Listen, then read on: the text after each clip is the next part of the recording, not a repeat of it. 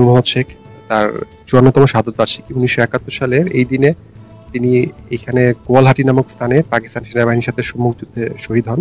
পরবর্তীতে তাকে আমাদের এই যে শার্শা উপজেলার ডিহি ইউনিয়নের কাশীপুরের এইখানে তাকে সমাহিত করা হয়।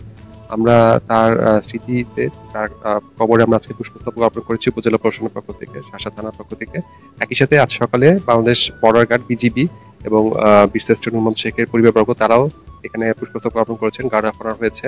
আমরা বীরশ্রেষ্ঠ নূর মোহাম্মদ শেখের আত্মত্যাগকে আমরা স্মরণ করছি এবং তার আত্মার মাগফিরাত কামনা করে আমি দোয়া করেছি। আমাদের বাংলাদেশে যে ৭ জন বীরশ্রেষ্ঠ আছেন তার মধ্যে একজন বীরশ্রেষ্ঠ মোহাম্মদ শেখ। আমরা অত্যন্ত গর্বিত যে শার্শা উপজেলার মাটিতে তাকে সমাহিত করা হয়েছে এবং শার্শাবাসী এবং একসাথে যশোরের একটা গর্ব বীরশ্রেষ্ঠ মোহাম্মদ শেখ। তার জন্মস্থান আমাদের পার্শ্ববর্তী জেলার নড়াইলে, তখন একসাথে ছিল, যশোরেই ছিল। বীরশ্রেষ্ঠ লেন্স নায়ক নূর মোহাম্মদ শেখের আজকে ৫৪তম শাহাদত বার্ষিকী। এই বার্ষিকী উপলক্ষে উপজেলা প্রশাসন এবং থানা প্রশাসন থেকে আমরা তার এই শাহাদত বার্ষিকীতে পুষ্পস্তবক অর্পণ করেছি। আমি তার পরিবারের প্রতি সমবেদনা জ্ঞাপন করছি এবং তার রুহের মাগফিরাত কামনা করছি।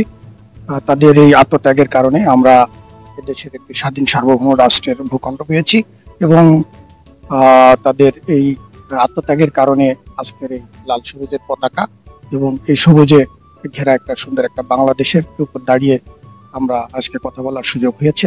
এই জন্য আমি আমার অন্তরস্থল থেকে এবং দেশের আপামর জনসাধারণের পক্ষ থেকে এই নূর মোহাম্মদ সহ এখানে যে আরো ৭ জন বীরশ্রেষ্ঠ, আমি বিনম্র শ্রদ্ধা জানাচ্ছি।